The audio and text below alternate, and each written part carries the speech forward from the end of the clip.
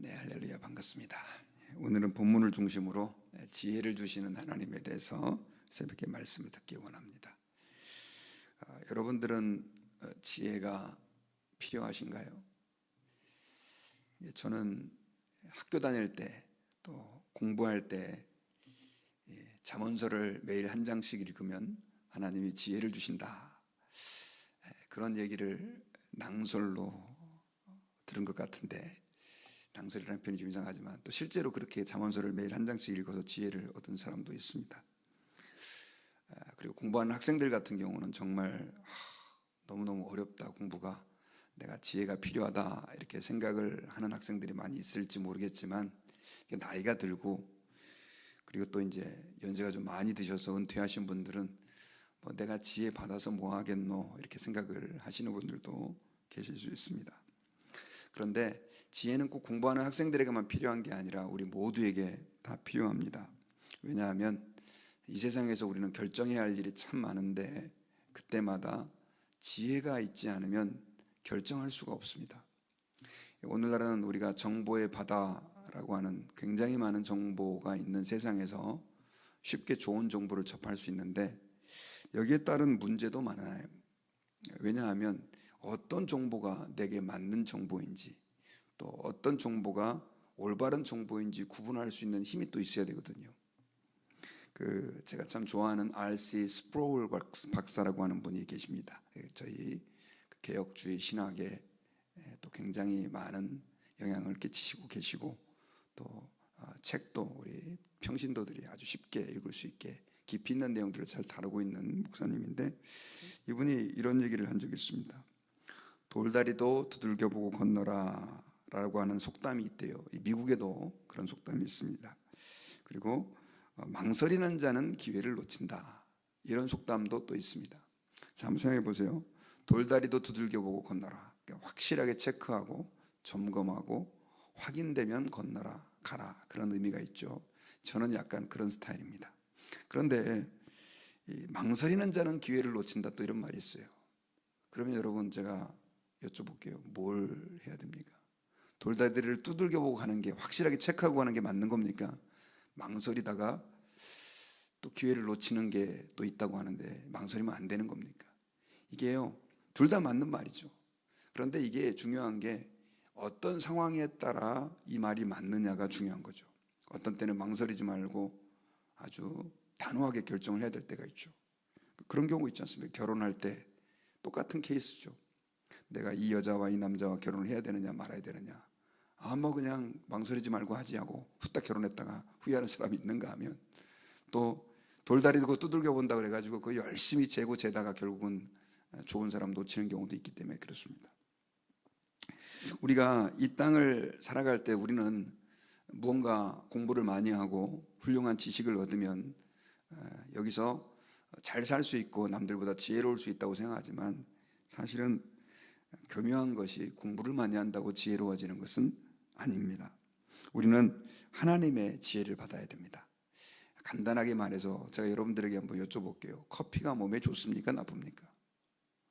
저는 이것도 헷갈려요. 왜냐하면 저도 좀 정보를 많이 찾아서 접하는 사람인데, 어떤 신문에 보니까 커피가 몸에 너무너무 좋대요. 그래가지고 커피를 많이 마시면 마음도 안 걸리고 있지만, 또 어떤 글을 보니까 커피는 몸에 칼슘 성분을 빠져나가게 하고 또 안 좋은 점도 또 많이 있더라고요. 그럼 커피를 마셔야 됩니까, 말아야 됩니까?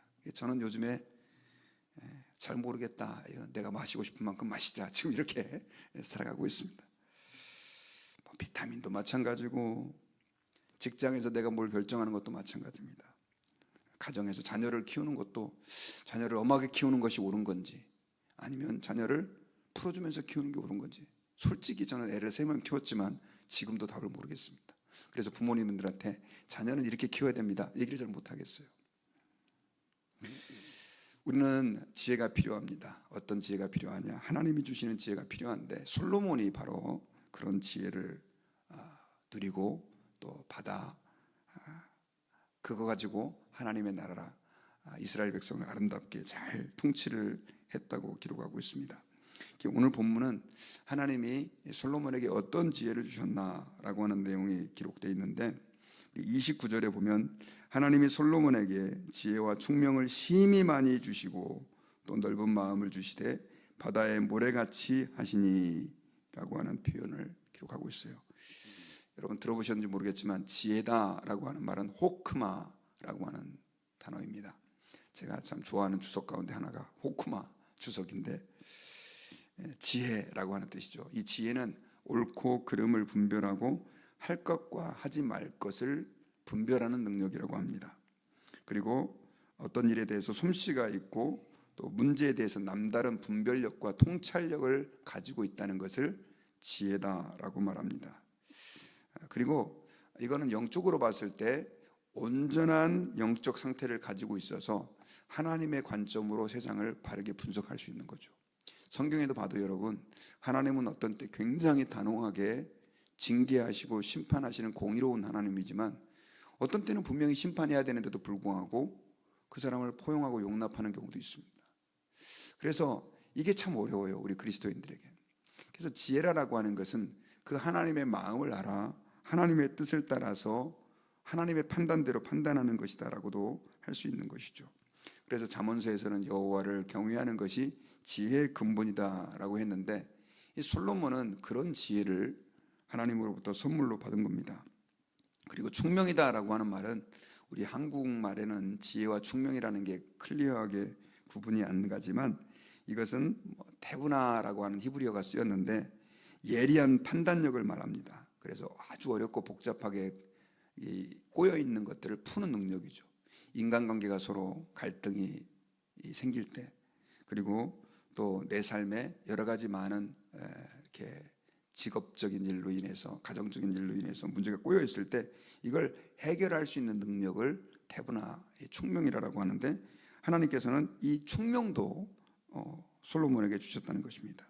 그리고 이 넓은 마음은 좀 우리 성경 번역할 때 조금 요즘 상황과는 좀 맞지 않지만 마음이 넓어서 포용한다라고 하는 의미보다는 해박한 지식을 말합니다. 엄청나게 많은 정보와 인포메이션을 기억할 수 있고 또 그것을 갖다가 자기 것으로 만들 수 있는 능력이 바로 넓은 마음인데 솔로몬에게는 이 세 가지가 주어졌어요. 그래서 오늘 본문에 보면 이 솔로몬의 지혜가 30절에 동쪽 모든 사람의 지혜와 애굽 모든 사람의 지혜보다 뛰어났다 이렇게 기록하고 있는데 이 당시에 동쪽은 아라비아 지역을 말하는데 벌써 3000년의 시간이 흘렀기 때문에 그때 이 아라비아가 얼마만큼 지혜로웠는지를 잘 알지 못하지만 그 당시에는 가장 지혜로운 사람들 하면 동방의 아라비아 사람들이라고 일컬었다고 합니다.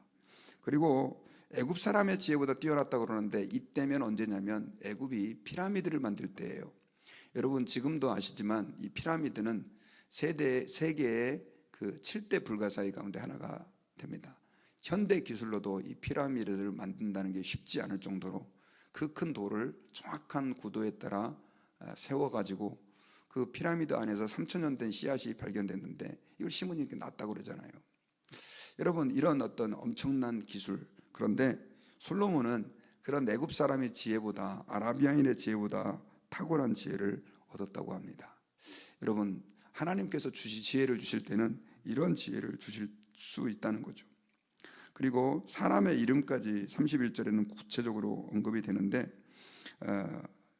에스라 사람 에단과 마올의 아들 헤만과 갈골과 다르다보다 낫다. 이런 사람은 성경에 잘 나오지 않습니다.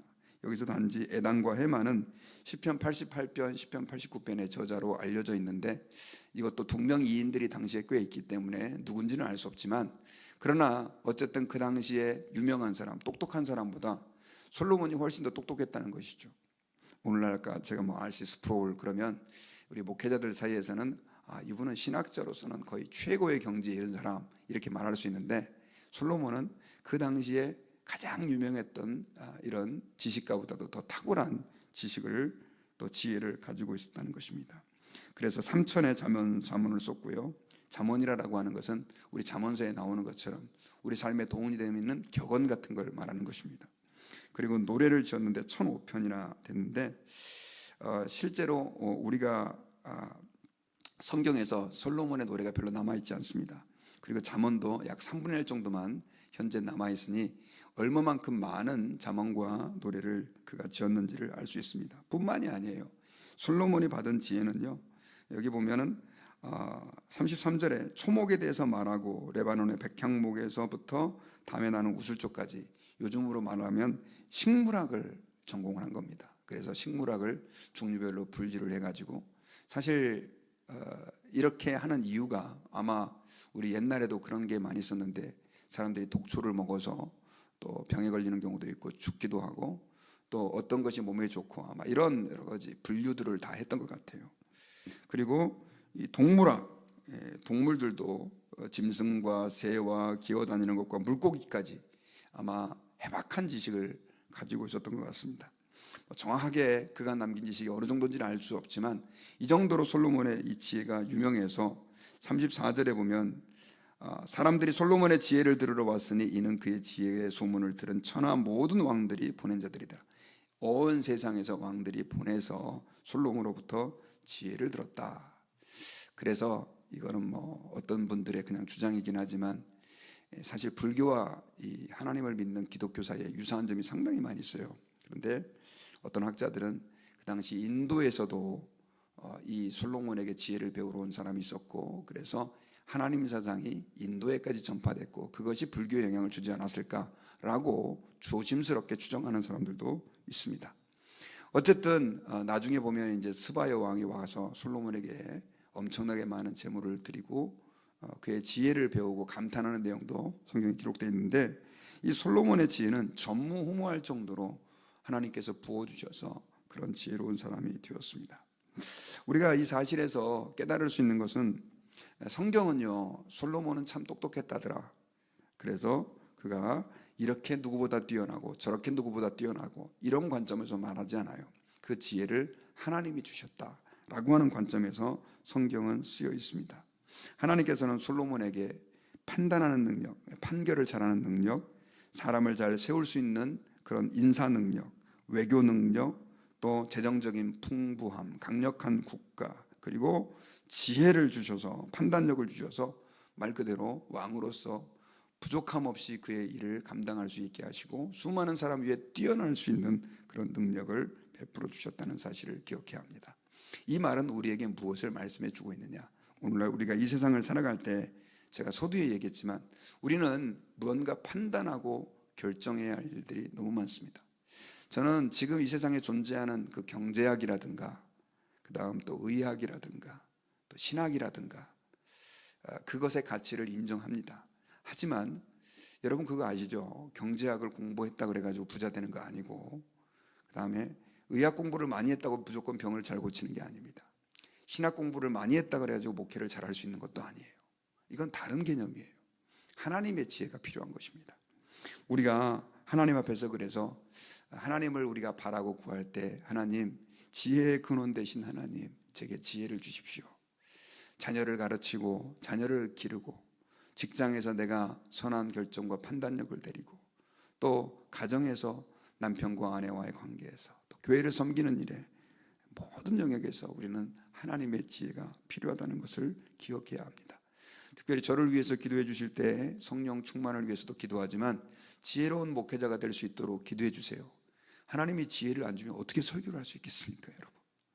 그래서 목회자도 지혜가 필요하고, 또 성도들 사이의 문제를 해결할 때도 지혜가 필요하고, 교회 성도들도 마찬가지입니다. 순장이든지 혹은 교회 운영위원들이든지 아니면 찬양팀이든지, 우리는 모든 영역에서 하나님의 지혜가 필요하다는 사실을 기억해야 합니다. 이 지혜는 사실은 사람들을 위해 내가 군림하기 위한 것이 아니라 바로 사람들을 섬기고 하나님을 섬기기 위해서 필요한 지혜다라고 하는 것을 기억해야 합니다. 자, 그러면 어떻게 우리가 그 지혜를 얻을 수 있을까요? 물론 지혜의 근원 되신 하나님 앞에 기도해야 되겠지만, 사실은 조금 더 우리가 구체적으로 말한다면, 우리는 이 땅을 살면서 예수 그리스도를 늘 가까이 하는 지혜가 필요합니다. 사실 예수님을 우리의 구원자로 모르는 그리스도인들은 거의 없죠. 왜냐하면 예수님을 나의 구원자로 모르는데 어떻게 우리가 그리스도인이 됩니까? 예수님을 나의 구원자로 모두가 알지만, 사실은 그 예수 그리스도, 그분은 하나님 아버지를 가장 잘 아는 분이고요, 삼위일체 하나님의 그 성자의 위치에 해당하는 분입니다. 그리고 그 예수 그리스도의 신성은 성령을 통해서 우리 안에 거하시게 되는데, 우리가 우리의 모든 삶의 영역에서 순간순간 예수님에게 어떤 결정을 해야 될 때 물어보고, 예수님, 이럴 땐 제가 어떻게 해야 됩니까? 라고 여쭤보고, 그 예수님에게 그 마음에 주시는 감동과 말씀을 주시는 그 말씀을 따라 순종하고 또 그것에 복종할 때 주님께서는 우리를 지혜의 길로 이끌어 주신다는 사실을 기억해야 합니다. 하나님, 제게 지혜를 주세요 하면 하늘에서부터 무슨 지혜가 퐁 떨어져 가지고 이제부터 내가 지혜로운 사람이 됐다, 마치 요즘 인터넷에서 무슨 소프트웨어 다운받듯이 지혜를 갖다 다운받아서 이제 지혜가 내 거가 됐으니까 나는 지혜로운 사람이 될 것이다. 그게 아닙니다. 지혜는 하나님과 가까이 할 때 내 것이 된다는 사실을 기억해야 합니다.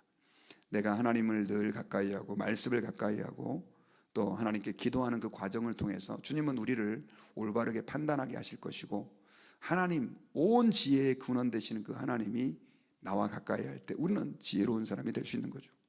여러분, 마찬가지로 한번 생각해 보세요. 나는 굉장히 스튜피드, 바보예요. 그런데 늘 그 엄청나게 똑똑한 그 정말 훌륭한 그분이 저와 늘 함께하면서 제가 뭐 할 때마다 이렇게 물어본다고 한다면 저는 미련하지만 이 지혜로운 분의 지혜를 누구 것으로? 내 것으로 만들 수 있잖아요. 우리가 하나님을 가까이 한다는 것은 바로 그런 의미도 포함되어 있다는 것입니다. 그러므로 우리가 기도한다라고 하는 것은 내 것만을 요구하는 게 아니라 하나님의 의견을 물어보고 또 하나님의 그 감동으로 성령으로 기록된 이 성경 말씀을 늘 가까이 하면 저는 그분이 지혜로워질 것이라고 믿습니다. 왜냐하면 제가 저 인생 많이 안 살았지만 우리 연세 드신 분도 훨씬 많지만 저도 참 공부를 열심히 하려고 했던 스타일입니다. 그리고 지금도 노력을 많이 하고 있다고 볼 수 있고요.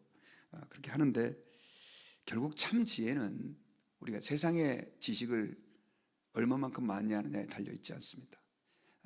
여러분, 그런 거 있잖아요. 아무리 쓸데없는 거 많이 알아도 정말 가치 있는 거 한 가지 아는 사람이 세상에서 성공하잖아요. 마찬가지입니다. 우리가 이 땅을 살아가면서 알아야 될 지식이 너무 많지만 그러나 그 지식들과 성경을 비교하는 것은 이건 말도 안 되는 일이죠.